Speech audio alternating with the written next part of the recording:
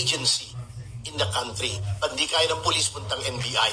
Mga CPE yan, mga abogado yan. Yan ang requirement eh. Pero ngayon, grabe talaga kung paano na-weaponize.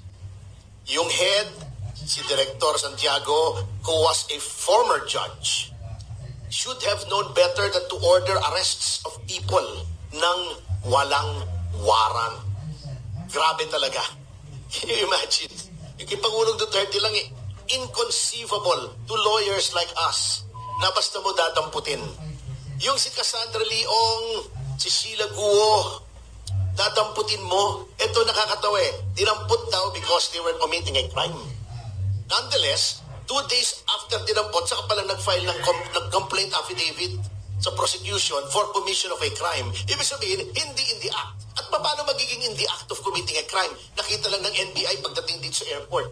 Oh, how can they be committing a crime in the presence of the officers? How can they have personal knowledge that they were committing a crime? Yun lang ang exception sa warrantless arrest. At inamin ng agent, wala silang nakitang ganon. It's a matter of court record under oath na magagamit natin for filing the corresponding cases against those responsible. Tinatanong ko nga kung alam ni Secretary Remulla eh. Secret daw. Sir, last na lang po. May ano pong reaction na lang dun sa sinabi po ng DOJ na they will write a letter seeking the cancellation of passport of former spokes Harry Roque? Problematic po yan eh. Kasi there are only 3 grounds for canceling a passport. You have been convicted of a crime. The passport was secured under fraudulent circumstances. May mga grounds eh. And you do not just do that. You have to go through the process because you are dealing with the right to travel. But of course, under this government where violation of the Constitution, statutes and case law is the new normal, we expect that. Kaya lang, good luck sa kanila na kunin si Harry Roque sa Netherlands. Alam mo, lagi ko nakakalaban niya si Harry. I don't really like the guy. I don't even like his hairpiece.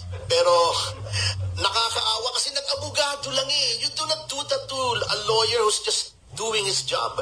Ito mo ang charge sa kanya, trafficking, qualified trafficking.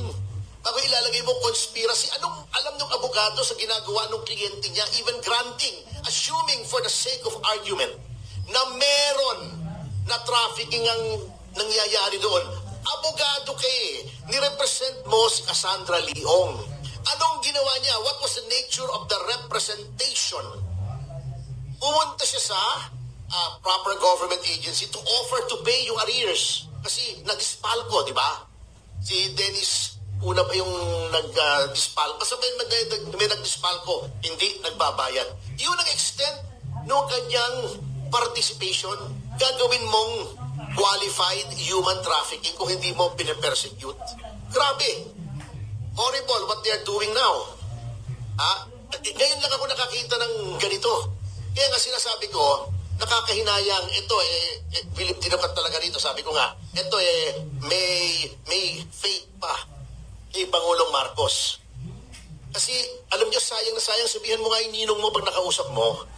He was handed $1 billion in one opportunity to redeem the family name. 40 years inalipusta, inupasala ng mga dilawan. Marcos diktador, Marcos magnanakaw.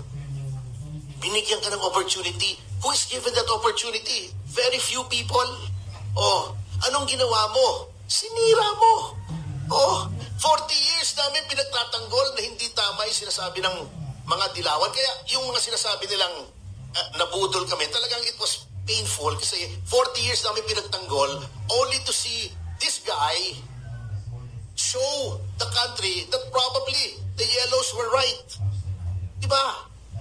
Well, that's a personal viewpoint. Pag na natin isali yun. Pagkatapos, yung mga sinasabi namin noon na sumira sa bansa, yun ang mga kaalyado niya, mga NPA, mga dilawan.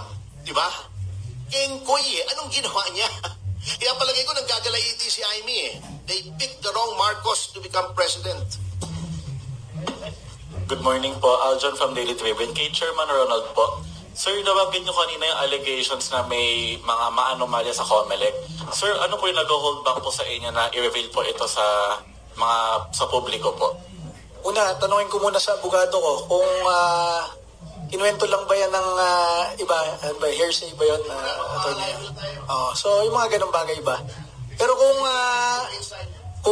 as a former government official, as a former head of agency, kung lagi mo naririnig, di ba? Kumbaga tuwing pupunta ka doon, naririnig mo na ganyan yung sistema, ba totoo, di ba? So, tanungin ko muna sa abogado ko kasi baka pag nabanggit ko, hindi ko alam kung ang tawag to, hearsay lang o something di ba? Pero sir, yung claim po na yun, you can personally back it up po. Oo, naririnig ko at kinikwento sa akin at kung hindi ko lang alam kung kapag pinresent, baka yung mga... Wala akong sinabi. Sir, next question po, Sister kay Chairman Ronald po. May post po kasi online, sir, so to clarify po, ano po yung relationship niyo, sir, kay first nominee, Congresswoman Trixie Cardema? Sister ko yan. Dalawa sa nominee, sister ko. Personal sister, hindi po sister ng wife niyo? Dalawa dyan, sister ko. Iba lang yung apelido kasi, tsaka yung middle name kasi we come from a broken family na nag-asawa yung tatay ko, nag-asawa yung nanay ko. Pero dalawa dyan, kapatid ko. So, hindi po totoo nagkaroon ng possible misrepresentation and legal change of... Wala. Thank you, sir. May post po kasi online, sir, from Tonyo Cruz na questioning na sa certificate of nomination kung nagkaroon ba ng legal change of surname kay Congresswoman Trixie Cardema. Hain nila parang ginawa namin kay Congresswoman, kasi di pala, almost Congresswoman Guanzon. Huwag nilang i-post yan, hindi hukuman niyang Facebook. Sir, Attorney Respicio, you had mentioned na doon sa process, may delay at ang suspetsya nyo, may manipulation na nangyayari. So, anyway, sino kaya ang nakinabang doon sa manipulation na yon? I don't know. But these are the things we know. Inamin ng COMELEC na merong data center 3 na active na tumatakbo on the day of the elections na nagkokolekta ng lahat ng results ng automated counting machines. At sila yung nagko-collate. At sabi ni Chairman George Garcia, every 15 minutes daw na nagpapadala sa lahat ng transparency server. The fact pa lang na meron na kaagad breach sa legal requirement na dapat diretso from automated counting machines papunta sa COMELEC servers at transparency servers ay malaking indication na ng widespread fraud. At ang burden na mag-explain ay nasa COMELEC. Kung anumang speculation ang iniisip nyo ngayon about sa kanilang kamaliang ginawa ay valid lahat yan at lahat ng CC ay dapat ngayon sa COMELEC at nasa COMELEC ngayon ang lahat ng bola para ipaliwanag at itama ang ating mga suspicion. Pero hanggat hindi nila ipinapaliwanag yon, valid lahat ng suspicions natin.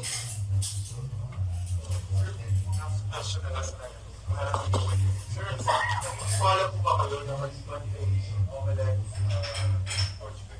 Chairman George Garcia, may mga makakakas dapat managot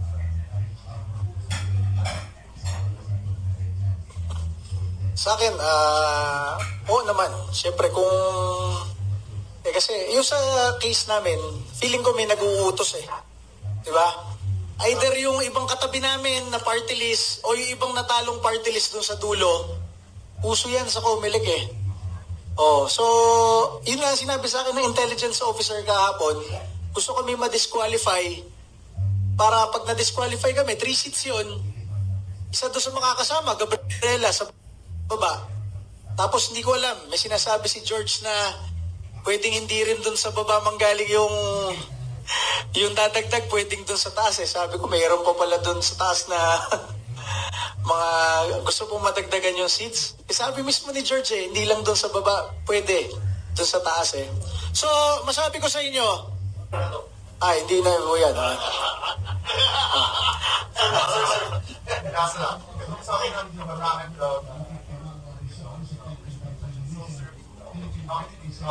bakit sinabi mo kapag niya Yan, buti binanggit nyo yan. Babanatan ko talaga to si Raul Manuel eh. Bumanat-banat si Raul Manuel dyan na, may alam ka pala, bakit ngayon mo lang sinasabi? Yung Kabataan Party List po ay 15 years na sa Kongreso. Kahit iharap mo dito na naman sa akin si Raul Manuel dito sa Pandesal Forum na to, tatalunin ko na naman sa debate yan. Ano yung nilalagay nilang Ano yung nilalagay nilang salin nila? Ano yung kay Sara Elago? Salin niya sa isang taon, 78,000. Ang sweldo na isang congressman, almost 300. Times 10 months, 3 million. Tama ba?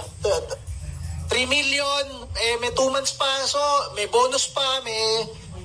mga 3 point... Ang sweldo na isang congressman, mga 3.6 million kada taon. Ang nilalagay nilang salin nila, 74,000, 78,000, para magmukhang mahirap sila. Masabi ko, dati ako miyembro ng Bayan Muna at ng Kabataan Party List. Pare, niloloko tayo dyan ng mga kinatawan natin sa makabayan. Pupunta sa ating rally, tapos sasabihin, wala silang sasakyan, wala silang... magkano lang presyo ng isang cellphone at laptop ngayon sa Kongreso? Yun na yung yun na yung net worth ng isang congresswoman yun, 74,000 sa isang taon. Kumukuha yung 3 kongresista na yan ng 3.6 million kada taon. Hindi pa kasama yung pondo ng opisina. Kaya kapag sinasabi sa inyo, mga nasa araw na nagrarally, pagod na mga kasama, na aktivista, at yun lalo na yung mga nasa bundok, na talagang mas mahirap ang buhay, ay nila. Ang kanilang mga anak pinapadala nila sa abroad para mag-aral. Habang kayo, kabataan Pilipino na sumasama sa rally nila, naniniwala kayo, 74,000 lang isalin ng kongresista ninyo. Pinapababa lang nila yun. Pwede nga silang kasuhan dyan. Di totoo yung mga salin na yun eh. Sinasabi ba nila sa inyo na maraming pondo ang isang kongresista? Hindi. Sabihin ko sa inyo kung magkano pondo na isang kongresista. Sabihin ko sa inyo pag hindi kami pinroclaim next week. Wow. Yun ang tanong ng isang editor ng Filipino Mirror newspaper, si Miss Susan Cambry. Sinabi niya last time dito sa Pandesal Forum, pag dinaya kayo, may sasabihin kayong mga expose about what's happening daw sa Comelec. Ready ba kayo magsabi ng ganyan pag may nangyari daw sa kaso dyan? Masabi ko sa inyo, di kasi ako nakainom ng losartan ko ngayon. Masabi ko sa inyo, kayo taga-media, baka naman nababalitaan nyo kung gaano kadami ang kurakot at mandarambong sa gobyerno. Bilang media, bilang mga media na nakatutok sa gobyerno, baka naman nababalitaan nyo na napakaraming ahensya ng gobyerno ang kilala sa korupsyon. Imposible namang hindi nyo narinig yun sa araw-araw nyong trabaho na pagsagap ng balita. Pangalawa, kami sa Duterte Youth Party List, tinatangka naming solusyonan yung mga ganyan. Kami ang nagbabalik ng death penalty para sa plunder, corruption, teroristang NPA at heinous criminals. Walang nagko-co-author niyan sa amin. Wala kaming kasamahan na nagko-co-author niyan. Tanong nyo na lang bakit. Kung lahat ng ating mga politiko ay napakaganda ng hangarin para sa bansa, bakit wala nagko-co-author ng panukalang batas na nag-iisa para ibalik ang death penalty para sa mandarambong, kurakot, teroristang NPA at mga heinous criminals? Baka dun sa patungkol sa heinous criminals meron, pero dun sa teroristang NPA at mga mandarambong, bakit wala? Itanong niyo, bakit nga naman wala? Diba? So, masabi ko sa inyo, sa napakadaming kurakot sa ating gobyerno, na masusuka ka na talagang hindi kaya solusyonan ng isang kongresista, hindi kaya solusyonan ng kakaunting tao sa sobrang laganap. Kailangan ng pagtutulungan ng lahat ng Pilipino. Kasi ikakamatay namin pag sinabi namin sa inyo yung mga nababalitaan naming mga pangyayari sa loob ng gobyerno, oposisyon man o administrasyon, dating kongresista man o incumbent na kongresista, bakit walang nagsasalita? 'Di ba? Kasi yung mga dati, nag-aantay lang silang umupo para sila naman. Hindi kami ganon sa Duterte Youth Party List. Hindi kami nakikialam dyan sa mga punduhan, sa gobyerno. Yung sinasabing vote buying sa amin, pare, sa sobrang daming vote buyer, hindi kami nagbigay kahit piso. At kami ang nagbabalik ng death penalty para sa mga mandarambong sa gobyerno. Sana doon pa lang makita ninyo na dapat kaming maupo sa Kongreso. Dahil kung ayaw nyo ng korupsyon at ayaw nyo ma-recruit ang inyong mga anak, kapatid, apo, sa hanay ng NPA, Duterte Youth Party List lang po ang lumalaban sa Kongreso para sa mga ganyang advokasya ninyo. Last question kasi magtatulad na. May nagtanong lang dito, marami nagtanong dito, Chairman Cardema, Attorney Despicio, and Attorney Fardi. Ang tanong dito, anong reaction daw ninyo sa interview ni yung ninong nyo, si Pangulong Bongbong Marcos, na willing na daw siya makipag-reconcile sa mga kaaway niya? Anong reaction ninyo, at saka anong mga condition ang pwedeng magawa ng gobyerno para makipag-reconcile yung mga kaaway niya? At katulad ni Vice President, former President. Nung sinabi yan nung isang araw, nung isang linggo yata, sir, nung isang linggo, ano reaction? ang sagot ko, sabi ko, huwag kayo maniwala dyan, budol lang yan. Kasi kami, Duterte Marcos talaga may matagal na. Marcos loyalist kami, Duterte supporter kami. Noong 2016, ang kinampanya namin, Mayor Duterte and Senador Marcos, hindi yung Duterte Cayetano. Siyempre, ngayong 2022, Marcos Duterte naman kami. Ninong namin si Bongbong, ninong namin si Speaker, ninong namin si Anton Lagdameo, tatlong magkakabarkada dyan na nakaupo ngayon. Nung panahon na hindi sila makaupo sa ating gobyerno, natalong Vice President, kakaunti lang kami na appointee ni Pangulong Duterte na Marcos loyalist. At isa kami sa laging nilalapitan ni Ninong Bongbong, iniimbita sa bahay, sa opisina, lahat ng aking mga event sa National Youth Commission, sila ni Governor Aimee pa, ang bisita. Masabi ko sa inyo, nung tumatakbo yung aming kinakapatid, si Sandro, naninong rin ang anak namin naman. Nung tumatakbo pagka-congressman for the first time, noong 2021-2022, itinulong namin lahat ng aming pwedeng itulong galing Kongreso kay Sandro.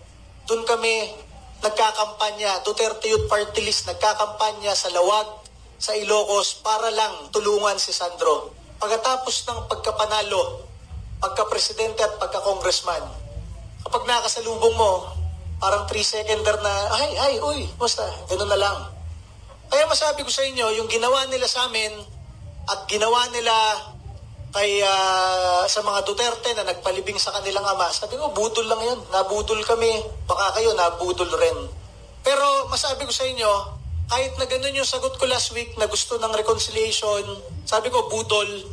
Pero nung nanawagan si Ninong Bong, noong isang araw, kahapon lang, na mag-resign lahat ng cabinet secretaries at cabinet level heads of agencies, baka baguhin ko ng konti yung sa tingin kong budol lang. Kung totoo yun, kung sincere yun, baka may konting liwanag. Dahil baka pati siya nasasakal na sa hirap sa dami na nakapalibot sa kanya na kurakot at namumulitika, baka ayaw na rin niya nun. Kaya nga sabi ko, kung totoo yan, Chairman George, maniwala ka naman sa nag-appoint sa'yo na nananawagan na lahat ng heads of agencies magbasa ng courtesy resignation. Courtesy resignation na nga lang eh. Hindi naman irrevocable eh. Baka kasi natatakot ka na i-accept agad yung sa'yo dahil ikaw ang huli na head of agency na namuliti ka at ginalit yung mga botante bago nanawagan ang inyong boss, Pangulong Bongbong Marcos, na mag-resign kayo lahat.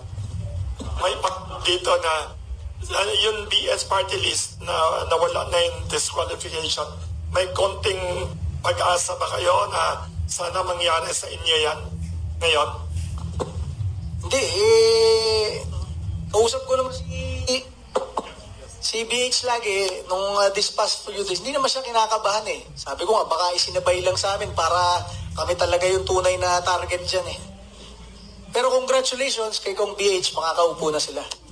Customer din ng Omaning Bakery. Ay, sino yung kamong nagsabing self-serving?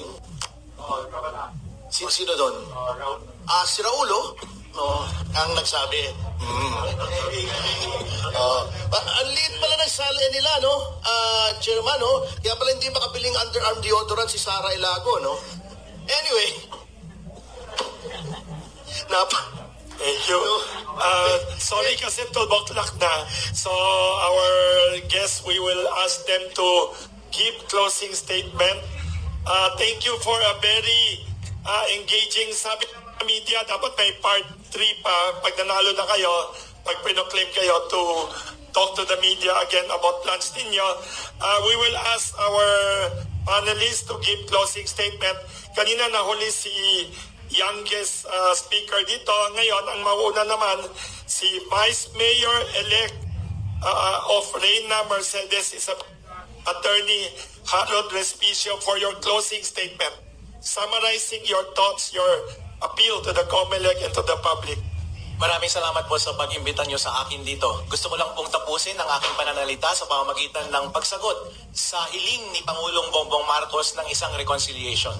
Tinatanggap ko po ito. Hindi po maganda na mag-dwell tayo ng ating mga kamalian ng mga nakaraan. Hindi po maganda na magtanim tayo ng sama ng loob. Hindi rin po na maganda na ang motibasyon natin para gumawa ng bagay-bagay ay ang ating ego or ang ating pride or ang mga masasama nating relasyon para sa nakaraan, mula nung nakaraan. Ang maganda pong gawin natin ay mag-focus tayo kung anong makakaganda sa ating bayan. At yan lamang po ay magagawa natin kung harapin natin yung mga pressing na problema sa ating bansa, maging constructive tayo sa lahat ng ating mga solusyon, pakinggan natin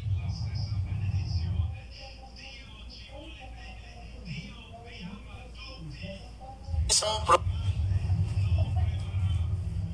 ating oras sa pamumulitika, pag-uusig ng ating mga kalaban sa politika, sa ating paglalabas ng sama ng loob, sa ating pagpoprotekta ng ating ego, ng ating pride, or ng ating pangalan. Ang tanging magdurusa lang po ay ang taong bayan. Pabayaan na po natin ang taong bayan na ma-enjoy naman nila ang mga benepisyo ng mga maibibigay na serbisyo ng kanilang mga nailuklok na mga mamumuno sa kanila. Thank you, Vice Mayor-elect Attorney Harold Respicio. Next to give a closing statement, the fearless and eloquent Attorney Ferdy Topacio. Maraming salamat. I will no longer repeat myself. Katulad ni Harold, I will just respond doon sa tanong na anong comment natin ko doon sa offer of reconciliation ni Pangulong Marcos. Kaya natatanungin ko, ano bang materyales itong boting ito? Plastic. No. Okay. Yun lang. I don't think the situation is beyond reconciliation. It's irreconcilable. And hayaan nyo na siya. After June, patapos na. Last half na. The day of reckoning will be 2028. Thank you. Thank you, Attorney Ferdy Topacio. Last but not the least, the newly elected but not yet proclaimed leader of the Duterte Party, Duterte Youth Party List, Chairman and Founder Ronald Cardema, for your closing statement. Masabi ko sa inyo, aming mga kababayang Pilipino, kami sa Duterte Youth Party List ay nasusuka sa klase ng ating gobyerno, sa klase ng politika dito sa ating bansa. Napakaraming kurakot at mandarambong. Siyempre, kumakandidato pa ulit-ulit yung mga yon. Nakita nyo bang hinold yung kanilang mga proclamation? Dito sa ating bansa, kung sino yung mas maraming nakurakot at na-plunder, sila pa ang nananalo sa mga kaso. Kami, Duterte Youth Party List, hindi nangungurakot, nagpapanukalang batas para ibalik ang death penalty sa mga kurakot. Kami pa ang pinapahirapan. Kung sino pa yung hindi nagvo-vote buying, naglalabas kahit piso, kami pa ang kinasuhan ng vote buying. Kung sino pa ang lumalaban sa mga teroristang NPA, kami pa ang nakasuhan ng promoting violence. Ganyang karumi ang politika sa ating bansa. Kaya kami, nagsasawa na rin talaga kami eh. Kaya masabi ko sa inyo, sana sa inyong tulong, di ba? Maproklama kami dahil 2 milyon ang bumoto at makaupo tayo sa Kongreso. At masabi ko sa inyo, ganito na lang gagawin natin sa Kongreso. Dahil 3 naman yung congressman namin. Gagawin namin 24 oras ang opisina namin sa Kongreso. Kung yung iba, office hours lang. Kami ang office hours namin 24 oras. Merong staff sa umaga, may staff sa gabi. Kung meron kayong gustong panukalang batas, sabihin nyo sa opisina ng Duterte Youth Party List, yun ang gagawin naming House Bill kung anong gusto nyong panukalang batas. Kung meron kayong nirereklamo na ahensya ng gobyerno na masungit sa inyo, ayaw kayong paglingkuran ng ayos, kami ang magpapatawag sila sa kanila sa Kongreso. Yan lang ang advokasya namin sa gobyerno. Puro kami reservist sa military at meron pang galing talaga sa PMA at PNPA. Ang mga pangarap ng mga tropa ng gobyerno ay magserbisyo kahit ikamatay nila yon. Yan ang pangarap namin sa bansa. Kaya kung merong gustong pumatay sa amin, kaya awit namin NPA eh. Kaya kami, hindi kami natatakot sa aming kaaway. NPA, mga teroristang grupo, mga makakaliwang grupo. Kahit ambushing kami, okay lang. Yan ang aming gustong gawin para sa bansa. Kayo, Comelec, huwag kayong makialam sa aming away. Sa mga makakaliwang grupo ang nagkaso sa amin, makakaliwang grupo, yung gobyerno ng Pilipinas nagkaso sa kanila, di sana pareho kami hindi maproklama. Bakit sila naproklama? Mas matindi yung kaso sa kanila ng Government of the Republic of the Philippines. Sila nagkaso lang sa amin, kami hindi makaupo. Dahil sa inyong pamumulitika at mga business as usual nyo dyan. Anong gagawin nyo? Ituturo nyo sa akin kung sinong kukuhanin kong abogado para ma-resolve yung kaso? Utang ina. Buisit na kami sa ganyang sistema sa gobyerno. Kahit si Bongbong Marcos, buisit na. Kayo sa Comelec ang huling gumaganyan, namumulitika. Kaya masabi ko sa inyo, kung hindi pa aayusin to ng Comelec, taong bayan ang nagagalit sa'yo dahil ayaw mong paupuin yung ibinoto nila. Si Bongbong Marcos na rin ang nagagalit sa inyo at pinagre-resign kayo dahil namumulitika kayo. Ite-technical nyo lang bilang abogado. Technically, we are not a member of the cabinet and we will not file resignations. Ang ina, ganito pa tayo sa Pilipinas, nagpapaaral tayo ng mga abogado para i-twist lang yung batas at maging discretion lang natin kung kailan gagamitin yung kaso na hausaw. Kung ganyan lahat ng klase ng abogado, wala nang pag-asa ang bansang ito. Kaya sana naman, yung ibinoto ng taong bayan, paupuin nyo. Yung pinagre-resign ng Pangulo, mag-resign naman kayo. Lahat ng atensyon nasa inyo na. Ayaw nyo pang pansinin. Kayo na lang ang namumulitika dito, tapos na yung eleksyon. Kayo pa rin ang namumulitika sa resulta ng eleksyon. Sa mga commissioner at mga direktor dyan na mga yes man, taga-bulong kay George na, kapag kinasuhan kayo, hindi nyo pwedeng sabihin na inutusan lang kayo ng head of agency. Puro kayo abogado dyan. Sana naman maging patas kayo sa inyong pag-interpret ng batas at mga regulasyon. Nakalagay sa inyong rules. Kahit may kaso, basta hindi final, pwede proklama. Kami hindi nyo pinoproklama. Lahat ng kasama namin. Malversation of funds, graft and corruption, plunder, citizenship, hindi Pilipino, may kaso pa sa drugs, nasa CIA pa, kinasuhan ng terorismo. Lahat sila nakaupo, kami hindi makaupo. Gano'n ka-twisted ang pag-interpret nyo ng batas? Utang inang bansa to.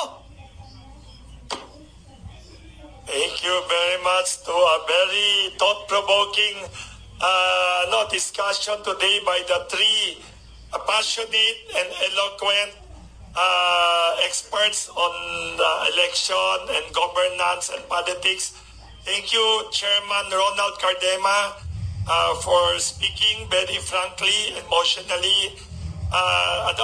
Maraming nag-message dito na mga journalists and other people watching. Congratulations daw sa inyo.